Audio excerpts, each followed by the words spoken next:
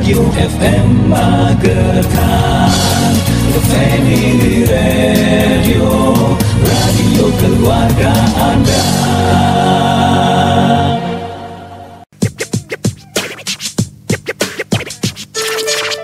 Assalamualaikum warahmatullahi wabarakatuh. Selamat pagi, salam sejahtera untuk Anda sahabat Terasi. Di pagi hari ini saya Dimas Sukoco hadir kembali di acara ngobrol bareng DPPK BP3A Magetan ya.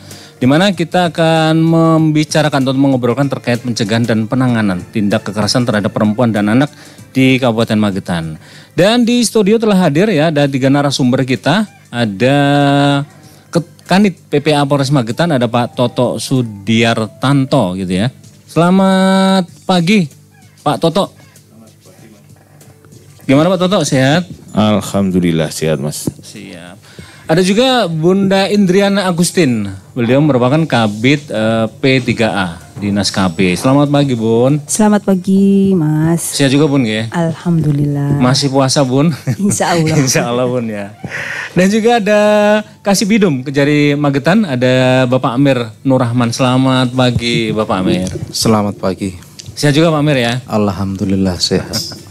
Semoga pagi ini kita diberkahi semuanya dengan kesehatan ya. Dan yang pasti juga akan menunjang kegiatan atau aktivitas kita di pagi hari ini. Saya ke Bunda Indriana Agustin dulu dong Bun. Ini terkait yang akan kita bicarakan adalah pencegahan dan penanganan tindak kekerasan terhadap perempuan dan anak di Kabupaten Magetan. Tapi sebelum saya bertanya kepada Bunda nih, saya mengajak Anda untuk bergabung bersama kita ya. Bisa berinteraksi ya di 0351896137 atau di 081130200906. Ya apapun mungkin Anda ingin mengetahui atau menanyakan sesuatu ya nanti akan kita terima ya di sela-sela perbincangan kita. Bun, kalau saya menanyakan dulu terkait definisi gitu ya untuk tindak kekerasan terhadap perempuan dan anak ini seperti apa sih Bun?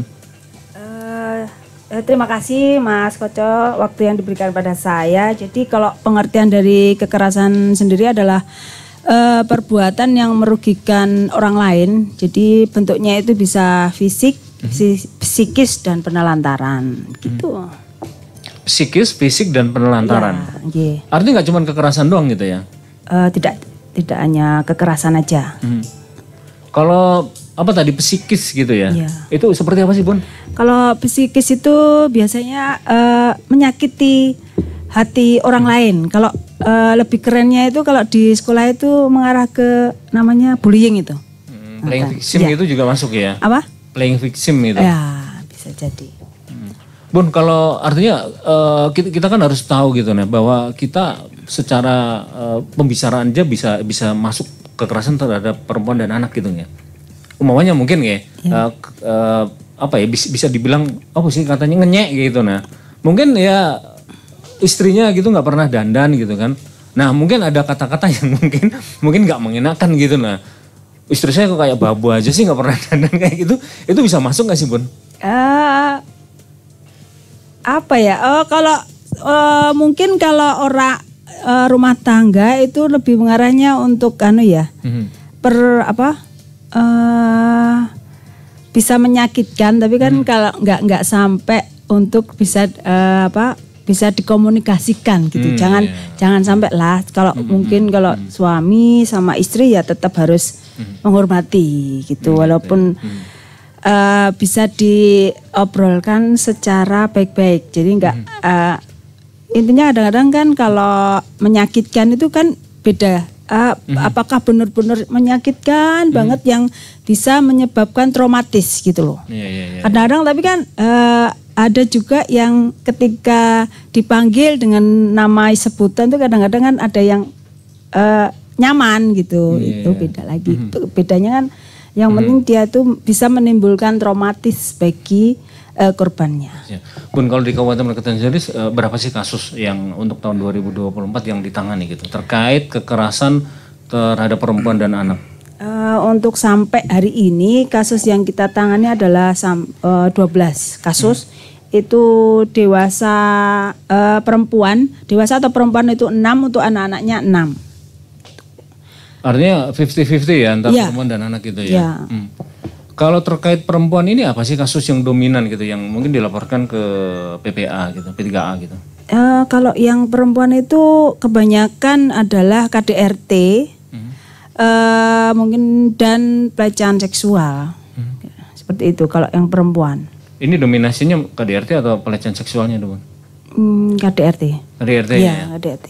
Ini ada hubungannya dengan mungkin apa ya, ekonomi juga lagi sulit, apa-apa naik, kemudian kita mau lebaran atau masih penyebabnya gitu? Pengaruh juga. Jadi ini meruntutnya itu di tempat kami pun juga ada konseling pernikahan di bawah umur ya. Jadi kebanyakan kasus yang kita tangani untuk pernikahan di bawah umur kan 14 udah sampai hari ini 14 kasus yang kita tangani. Kebanyakan kan dari pernikahan yang belum siap itu kebanyakan memang salah satunya akan menyebabkan KDRT. Nah, akibat dari KDRT itu kan juga banyak karena apa namanya ekonominya yang juga belum siap.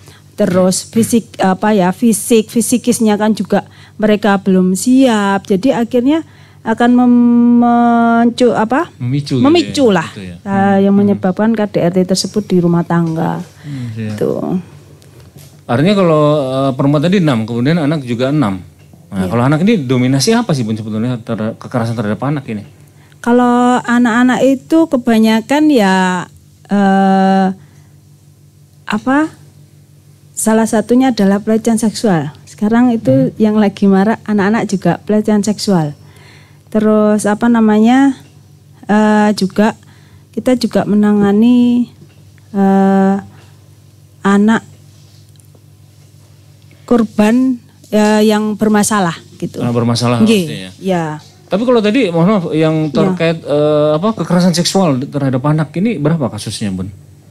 Kalau yang pelecehan seksual secara keseluruhan di Kabupaten Magetan dari 12 itu sudah sampai 7. Oh, artinya dominan gitu ya? Iya, dominan. Ini kalau mohon maaf yang mengungkap terkait kekerasan seksual terhadap anak siapa? Mungkin tetangga, orang dekat atau apa sih? Biasanya orang terdekatnya. Pertama orang tua, kadang-kadang juga gurunya yang yang paling dekat bisa melihat keseharian anak-anak tersebut. Artinya lebih banyak ke orang terdekat sebenarnya untuk pelaku ini. Penanganan sendiri seperti apa sih Bun terkait terutama kepada anak gitu ya, karena mohon maaf anak ini banyak belum tahu gitu ya apa yang menimpa mereka. Nah, apa yang dilakukan oleh dinas KP terutama di P3A jenengan? Ya, apabila kasus ini terjadi kepada anak, terutama anak-anak yang di bawah umur, jadi kita melakukan pendekatan agar anak tersebut yang pertama bisa mengungkapkan apa yang terjadi kepada dirinya, apa yang dirasakan selama ini, apa yang menimpa pada dirinya itu dia yang pertama dia bisa bercerita. Yang apa yang dirasakan selama ini sampai dia mendapatkan katakanlah pelecehan seksual gitu nggih. Apa sama korban, apakah korban itu apa? Yang pertama anak itu bisa bercerita bagaimana awal mulanya terjadi pelecehan seksual. Habis itu apa yang dibutuhkan anak tersebut akan kita dampingi sampai selesai. Sampai dia apabila dia pun membutuhkan psikolog, kita akan mendatangkan psikolog sampai dia nanti jangan sampai sekolahnya terputus. Kami pun juga berkoordinasi dengan dinas terkait untuk melakukan pendampingan sampai anak ini nantinya harapannya akan terus sekolah gitu. Bun, dari 7 kasus tadi sejauh ini apakah sudah masuk ke ranah hukum, terutama ke kepolisian atau seperti apa Bun? Dari 7 ini alhamdulillah ada beberapa yang sudah masuk ke ranah kepolisian gitu. Dan sudah kita bersinergi dengan PPA Polres. Oh, siap. Oke, saya berlanjut ke Pak Toto selaku Kanit PPA Polres Magetan ya. Ini Pak Toto terkait adanya ternyata cukup tinggi gitu ya Dari 12 kasus ya, 6 ini kepada 12 6 tadi kepada anak-anak Bun ya. Nah 7 diantaranya itu kasus kekerasan seksual gitu Pak Toto. Nah Pak Toto ini kalau dari Polres sendiri seperti apa nih Pak? Ada berapa kasus sih yang ditangani gitu terkait kekerasan terhadap ini anak gitu ya. Kalau perempuan mungkin saya masih mafhum gitu ya. Karena kalau perempuan udah bisa mikir gitu ya apa yang terjadi terhadap diri. Kalau terhadap anak-anak ini kan mereka nggak tahu apa yang terjadi terhadap dia, apalagi ini kekerasan seksual gitu Pak Toto. Oke, baik, terima kasih Mas Koco. Jadi kita kurun waktu 2023 sampai 2024 ini kurang lebih kita nangani untuk kekerasan terhadap anak ini sekitar 18, kira-kira 18 perkara itu. Jadi terkait kekerasan seksual maupun kekerasan fisik dan non fisik. Nah, tapi sebagian ada yang masih berproses dan sebagian juga sudah kita limpahkan perkaranya. Dari sekian kasus Pak Toto yang mungkin sudah putus hukumnya gitu berapa? Karena ini Mas Koco saking banyaknya perkara jadi ketika ini kurang lebih yang sudah putus ini 6 kalau nggak salah. 6 ya? Nggih. 6 perkara yang sudah putus. Pak Toto mungkin biar pemirsa dan juga pendengar Rasi tahu gitu ya. Sebenarnya untuk konsekuensi hukum ya terhadap pelaku tindak kekerasan terhadap perempuan dan anak ini apa nih Pak Toto? Nah, baik. Jadi untuk konsekuensi hukumnya ketika kekerasan itu kekerasan fisik, jadi pelaku ini dapat hukuman kurang lebih 3 tahun Pak tuntutannya. Kalau kekerasan seksual itu persetubuhan maupun cabul nanti maksimal 15 tahun minimal 5 tahun Mas. Nah, belum lagi nanti ketika kita terapkan undang-undang TPKS, undang-undang nomor 12 tahun 2022 ini undang-undang terbaru Mas, yang ada di kami. Ini juga nanti ada selain hukuman itu ada yang namanya restitusi atau ganti rugi Mas. Restitusi atau ganti rugi ya? Restitusi atau ganti rugi yang harus diberikan oleh pihak pelaku ke korban. Itu biasanya bentuknya apa melihat kasusnya atau melihat putusan hukumnya sih terhadap putusan restitusi itu Mas? Bentuknya kalau putusan restitusi itu uang Pak. Uang ya? Uang itu nanti mungkin sebagai ganti kerugian material maupun imaterialnya. Mas biasanya kalau taruhlah hukuman maksimal diterapkan 15 tahun itu berapa untuk restitusi terhadap korban kayak gitu? Restitusi ini jadi kita baru menerapkan undang-undang TPK itu sekali Mas. Kebetulan korbannya disabilitas. Kemarin untuk restitusi karena kebetulan dari pihak pelaku sendiri orang tidak mampu. Jadi kemarin restitusinya cuma kena 2 juta atau 4 juta gitu Mas. Untuk diberikan pada korban. Artinya kalau sebetulnya ini bisa, mohon maaf kalau terhadap anak ini bisa kebanyakan maksimal atau masih ada pertimbangan gitu terkait hukuman nanti. Biasanya hukumannya kan maksimal 15 tahun gitu ya? Maksimal 15 tahun, jadi untuk masalah putusan hukuman untuk pertimbangannya bukan ada di kami Mas.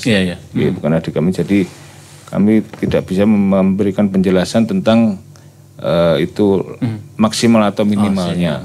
Jadi yang pasti baik kami selaku penyidik, penuntut umum maupun hakim pastinya akan memberikan hukuman yang seberat-beratnya kepada para pelaku. Semaksimal mungkin. Semaksimal mungkin.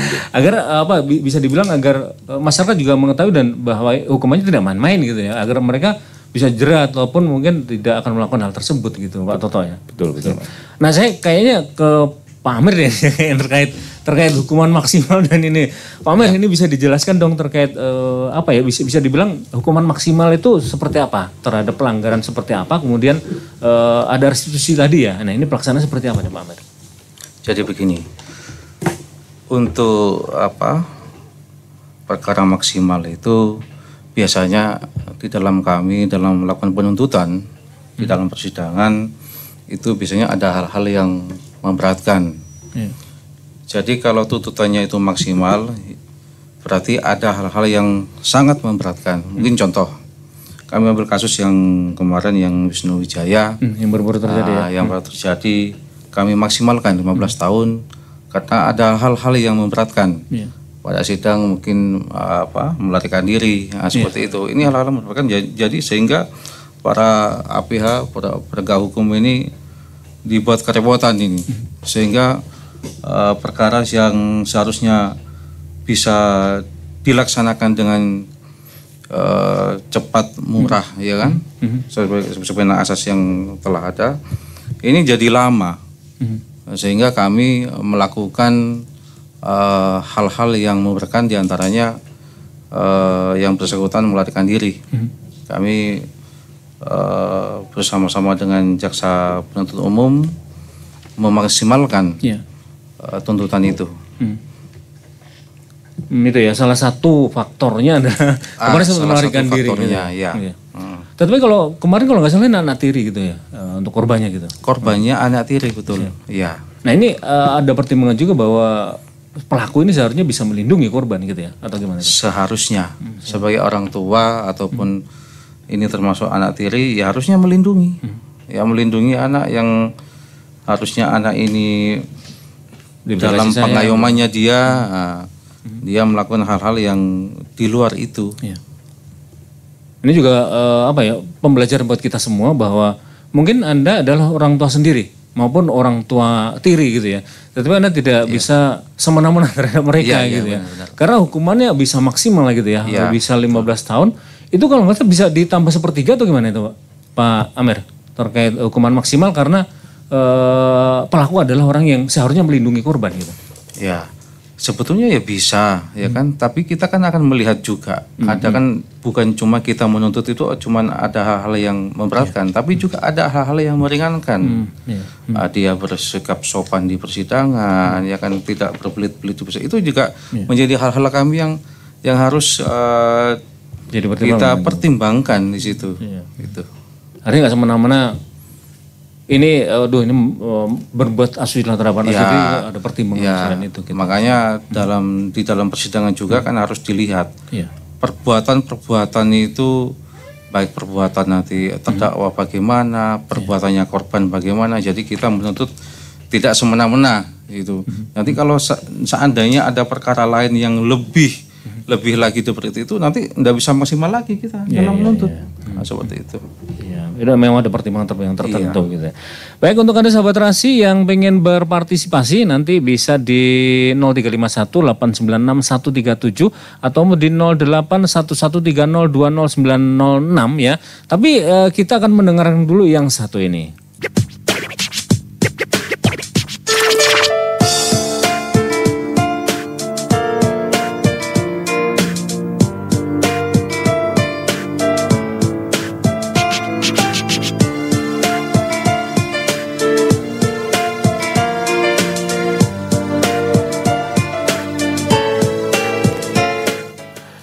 Baik sahabat Terasi, kita kembali di kegiatan pagi hari ini, yaitu ngobrol bareng gitu ya. Dimana kita masih membahas terkait pencegahan dan penanganan tindak kekerasan terhadap perempuan dan anak di Kabupaten Magetan. Kalau tadi di P3A Kabupaten Magetan di Dinas KB ini ada 12 gitu ya. Nah Bun, saya boleh menanyakan terkait apa sih yang bisa dibilang kalau masyarakat mengetahui gitu ya terhadap kekerasan terhadap perempuan dan anak ini, apa yang harus dilakukan mereka gitu? Jadi kalau memang ada kekerasan yang terjadi pada perempuan dan anak, yang pertama bisa melaporkan kepada dinas kami. Nanti kita akan melakukan pendampingan apa yang dibutuhkan korban. Dan apabila nanti akan diteruskan ke ranah hukum, nanti kita akan melakukan pendampingan juga, dilaporkan kepada PPA Polres. Dia di dinas kami ada Pusat Pelayanan Terpadu Pemberdayaan Perempuan dan Anak P2TP2A Kabupaten Magetan. Di sini kami ada pengaduan perempuan dan anak korban kekerasan, layanan yang kami berikan. Jadi konseling perkawinan usia kurang dari 19 tahun, mediasi dan penanganan kasus perempuan dan anak, rujukan penanganan kasus hukum, medis dan mediasi pemenuhan hak anak, pos curhat keluarga. Jadi di dinas kami ada P2TP2A-nya, jadi nomor teleponnya mungkin bisa kami sampaikan juga di sini. Ya boleh, boleh. 0895 3967500822. Artinya mohon maaf, selain melapor gitu ya, kita juga sebenarnya bisa mendapatkan pengetahuan ya, mungkin bisa menanyakan apa yang harus saya lakukan kalau menemukan hal mungkin gitu ya, bisa curhat duluan gitu ya ke P3A dinas KB ini ya. Bisa, kami juga menerima ada pos curhat gitu, bisa nanti bisa disampaikan apa yang korban itu mendapatkan apa, apakah mendapatkan kekerasan secara fisik, psikis, habis itu apa yang diinginkan dari korban itu nanti akan kita coba lakukan pendampingan. Artinya kalau masyarakat bingung gitu ya, mungkin mendapati bahwa dia yakin bahwa ini kasus kekerasan gitu ya, baik terhadap perempuan maupun anak gitu ya, Anda bisa berkonsultasi duluan gitu ya ke kantor P3A. Ya. Dinas KB Kabupaten Magetan. Ya. Oh ya, saya juga menambahkan kami juga dalam satu Satgas PPA nanti juga bisa di nomor telepon 110 bersama PPA Polres. Siap. Nah, saya ke Mas Toto dong, ke Bapak Toto, sorry. Bapak Toto, ini terhadap masyarakat ini ya, yang mungkin masih bingung ya untuk mungkin masih bertanya ini apa yang harus saya lakukan kalau saya mengetahui, taruhlah maunya ya, contoh kasus gitu ya, bahwa anak tetangga saya ini dikaploki oleh bapaknya sendiri gitu. Nah, ini apa yang harus dilakukan oleh tetangga tersebut yang mengetahui tersebut gitu, Pak Toto? Baik Mas, jadi mungkin ketika masyarakat mengetahui terjadinya tindak pidana, mungkin bisa langsung ke Polres ataupun Polsek terdekat untuk melaporkan kejadian tersebut. Dan apabila perkara itu menyangkut anak atau perempuan biasanya dilimpahkan ke unit kami, Mas. Jadi khususnya perkara anak maupun perempuan unit kami yang menangani, Mas. Artinya kalau terkait kekerasan gitu, apapun yang Anda ketahui itu wajib lapor atau gimana, Mas? Pak. Baik. Ketika terjadi tindak pidana seperti kekerasan itu, kita juga istilahnya masih ada kriteria, itu tergantung parah atau tidak. Karena penegakan hukum itu merupakan upaya terakhir, Mas. Ketika apalagi menyangkut keluarga mungkin, kita masih memberikan kesempatan untuk melakukan ini mediasi. Jadi dicarikan solusi. Nanti ketika sudah tidak ada solusi atau jalan keluar dan terpaksa itu harus dilakukan upaya hukum ya, baru kita lakukan, Mas. Ke Pak Amir dong, Pak Amin Nur Rahman. Pak Amir, ini beberapa kasus ya. Ini kita sempat di Bengkulu gitu ya. Ini ada korban yang merasa kasihan gitu ya terhadap pelaku gitu kan. Dan di Magetan saya dengar juga ada gitu. Nah, artinya pelaku ini kan seharusnya berkonsekuensi hukum gitu ya. Tetapi karena korban ini ada kasihan atau saya nggak tahu ini bisa bilang cinta atau kasihan sebetulnya. Akhirnya mendorong untuk orang tua, ya ini orang tua daripada si korban ini untuk mencabut laporan dan sebagainya. Ini apa yang seharusnya dilakukan oleh hukum kalau melihat hal tersebut itu, Pak Amir? Kita lihat kalau pencabutan kita lihat perkaranya ya, Pak. Kalau itu perkaranya di perlindungan anak di pasal 82 ya kan. Kemudian menggunakan undang-undang perlindungan anak. Kalau di kami kesulitan kalau mencabut. Karena memang dasarnya tidak ada. Kalau menggunakan RJ pun tidak bisa karena ancamannya di atas 7 tahun. Mau diversi kalau mungkin pelaku juga anak-anak, diversi juga nggak bisa. Karena ancaman itu tadi. Tapi kalau itu pasalnya, kalau kekerasan dalam KDRT pasal 44 itu ada. Kalau di ayat 4-nya kan 4 bulan. Itu ada bisa kalau itu. Kalau ayatnya ayat 4. Tapi kalau ayat 1, 2, 3, kayak ayat 2, 3 ini mungkin nggak bisa karena ancamannya tetap di atas 7 tahun, di atas 7 tahun, jadi nggak bisa. Jadi ini memang pencabutan seperti ini kasuistis. Kasuistis ya. Jadi tidak semua perkara bisa dicabut, ya, kecuali memang di undang-undang sudah diterapkan itu delik aduan, ya, seperti itu bisa. Kalau tidak ada itu memang sulit untuk bisa dicabut. Artinya kalau harus proses, walaupun korban merasa iba, ya kan, kasihan. Karena mungkin kasusnya mungkin sepele, tapi itu sudah memenuhi unsur. Mungkin penyidik sudah menetapkan ini sudah memenuhi unsur, ya memang nggak bisa.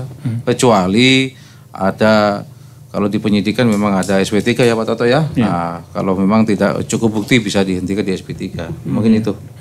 Artinya kalau terkait, mohon maaf, yang banyak terkait kasus di Magetan adalah 7 kasus adalah kekerasan seks terhadap anak.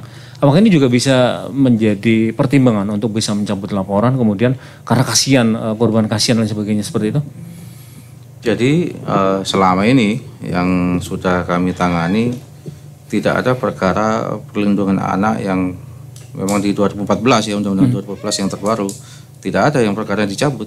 Semuanya perkara naik ke persidangan dan sudah ingkrah semua. Jadi memang tidak ada yang diselesaikan dicabut, itu nggak ada karena memang ancamannya tinggi.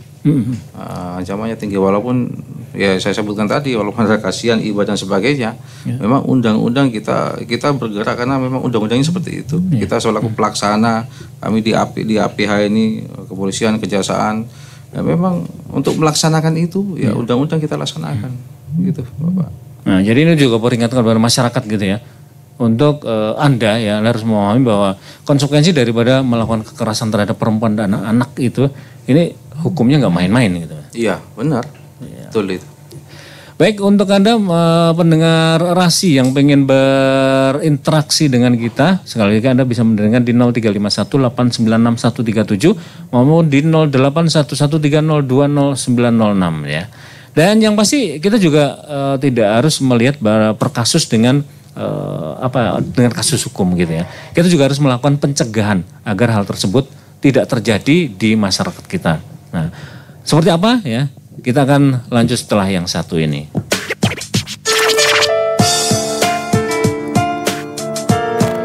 Baik, masih di program Ngobrol Bareng, di mana hari ini kita membahas pencegahan dan penanganan tindak kekerasan terhadap perempuan dan anak di Kabupaten Magetan. Kalau tadi 3 narasumber sudah menyebutkan ya, dan sejumlah kasus ya, dan mungkin dari proses hukumnya juga mungkin Anda sudah memahami seperti apa gitu ya. Tapi sebelum perbincangan kita berlanjut ya, buat Anda yang pengen berinteraksi dengan kita, saya masih menunggu Anda di 0351896137 dan di 0811302096. Pun sembari menunggu ini terkait pencegahan. Nah, ini kan juga harus ada upaya pencegahan dong punya. Nah, ini pencegahan yang dilakukan oleh Dinas KB sendiri ini seperti apa, Bun? Apa yang dilakukan sebetulnya agar tindak kekerasan terhadap perempuan dan anak tidak terjadi di Kabupaten Magetan? Siap. Jadi kami setiap tahunnya itu ada kegiatan yang namanya anak berhadapan dengan hukum. Kita sudah melakukan sosialisasi, jadi semua kita rangkum yang ada di baik itu kekerasan, bullying, stop bullying, maksudnya stop kekerasan, stop bullying, stop pernikahan anak. Kami melakukan sosialisasi ABH. Kalau kemarin itu kita tingkatannya sudah pertama adalah SMA. Ini tahun kemarin itu tingkatannya SMP. Insya Allah nanti tahun ini kita akan di tingkat SD karena sekarang sudah mulai pelajaran yang terjadi itu sampai di tingkat anak-anak sekolah dasar gitu. Jadi seperti itu. Kami pun juga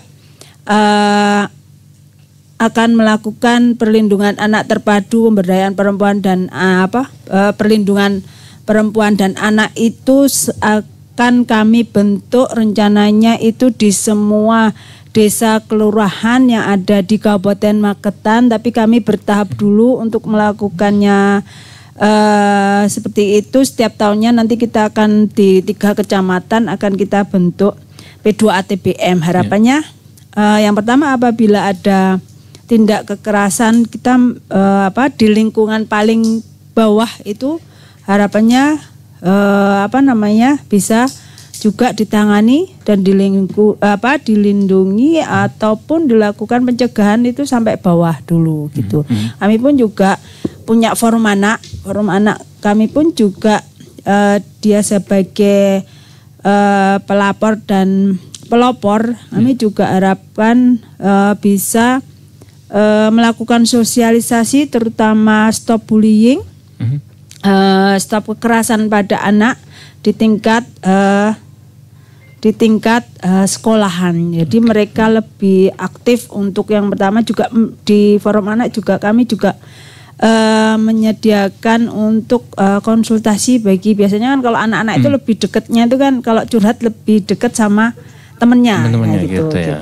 Sebentar Bun, kita terima dulu yang satu ini. Halo, selamat siang Bunda. Halo, siang. Siap. Dengan Bunda siapa ini Bun? Bunda Sri Uning. Bunda Sri Uning, siap. Bun, kita hari ini ngobrolin terkait pencegahan untuk kasus kekerasan terhadap perempuan dan anak. Nah, monggo Bun, ada 3 narasumber yang kita hadirkan. Iya, ini gini ya Mas Adi, menurut pengalaman saya ya ini dari keluarga itu masalahnya pernikahan dini ya bisa. Terus dari sisi suami istri itu ya bisa kadang gimana ya namanya tidak menyalahkan suami sama perempuan, tidak semuanya itu sama, tinggal kita komunikasinya sama suami istri itu.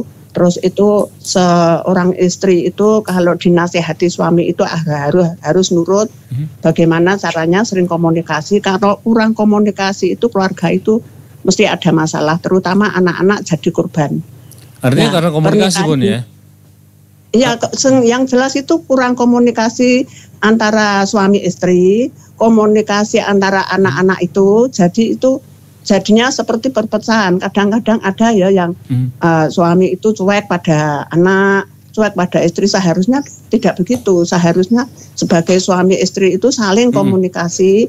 Bagaimana caranya kita itu membina rumah tangga, anak-anak kita itu biar di kedepannya itu nggak ada masalah.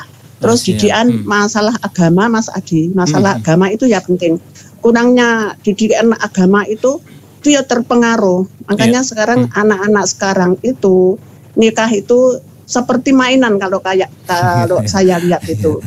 Itu benar. Iya, seperti permainan. Nikah 1 tahun 2 tahun selesai nikah lagi. Terus anaknya gimana itu? Baik, kan kita sebagai orang tua itu harus bisa menasehati anak, apalagi anak zaman sekarang tidak seperti zaman dulu. Apalagi sekarang adanya HP ya, adanya HP itu malah orang tua sama anak itu malah nggak ada komunikasi sama sekali. Komunikasi Bun ya. Ada komunikasi Bun ya. Ada pertanyaan Bun untuk 3 narasumber Bun? Ya mudah-mudahan yakin ya pertanyaan saya bagaimana itu antara orang tua sama anak, suami sama istri. Sebagai istri harus bisa melayani suami bagaimanapun caranya, secapek-capek apapun harus kita tunduk sama suami. Ya suami sendiri ya harus saling pengertian membantu istri ya. Terima kasih banyak. Terima kasih waktunya. Assalamualaikum. Waalaikumsalam warahmatullahi wabarakatuh. Ada Bu Sri Uning. Nah ini cuman menambahkan bahwa komunikasi ini penting banget gitu ya Bun. Saya ke Pak Toto dong. Pak Toto, ini artinya selain tadi konsekuensi hukumnya sudah berat, saya yakin kalau kita memahami konsekuensi hukum ini kita akan berpikir ya untuk melakukan kekerasan terhadap perempuan dan anak gitu. Nah kalau kepolisian sendiri untuk mencegah agar tidak terjadi apa nih Pak Toto yang dilakukan? Baik, dari pihak kepolisian kebetulan kita Kabupaten Magetan ini membentuk Satgas PPA Mas. Jadi Satgas PPA ini tergabung dari beberapa instansi terkait. Yang mana salah satu tugasnya juga mencegah seperti yang tadi yang disampaikan oleh Bu Indri. Ini kita roadshow, kita memberikan penyuluhan, kita memberikan pembelajaran supaya semaksimal mungkin bisa mencegah terjadinya tindak pidana kekerasan, baik kekerasan fisik maupun kekerasan seksual tadi, Mas. Ada ke edukasi gitu, Mas ya? Ya, edukasi. Siap. Terima kasih Pak Toto. Mas Indriana, Mas Amir, Mas Amir, kalau terkait dari kejaksaan sendiri untuk pencegahannya apa sih yang dilakukan? Atau memang juga tergabung di dalam tim untuk melakukan edukasi terkait hukum juga dan apa ya bisa bilang sanksinya kalau kita melakukan hal tersebut itu? Jadi selain apa yang disampaikan Pak Toto itu benar, kita juga masuk di dalam tim juga. Namun kami di Kejaksaan sudah lama memang sudah ada namanya program dari Kejaksaan Agung Jaksa Masuk Sekolah. Di situ mulai dulu kita memang sudah sering memberikan pemahaman bahayanya baik itu narkotika, kemudian undang-undang ITE, ya, apalagi ini perlindungan anak yang semakin marak. Ya kita sering juga melakukan itu, ya ngasih pemahaman apa bahayanya, gitu. Kemudian apabila ini berlanjut bagaimana, kita sampaikan juga. Jadi bahayanya apa yang bahaya narkotika, bahayanya perlindungan anak, ini yang bisa menyebabkan putus sekolah nantinya. Kita sebutkan semua di situ. Artinya untuk masyarakat gitu ya, kita ajak berpikir gitu, bahwa kalau Anda melakukan ya, kekerasan terhadap perempuan dan anak itu akibatnya bukan cuma terhadap Anda berhadapan dengan hukum gitu ya, tetapi masa depan anak, kemudian perempuan ini juga akan berakibat juga dari tindakan mereka gitu ya. Iya. Siap. Oke. Siap, terima kasih Pak Amir Nur Rahman.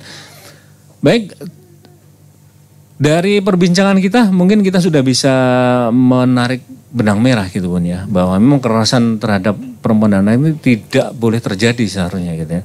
Tetapi kalau kita juga harus memahami ya, bahwa akibat daripada kekerasan terhadap anak ini selain berimplikasi Anda berhadapan dengan hukum ya, ini juga akan berpengaruh terhadap masa depan baik perempuan maupun anak gitu ya.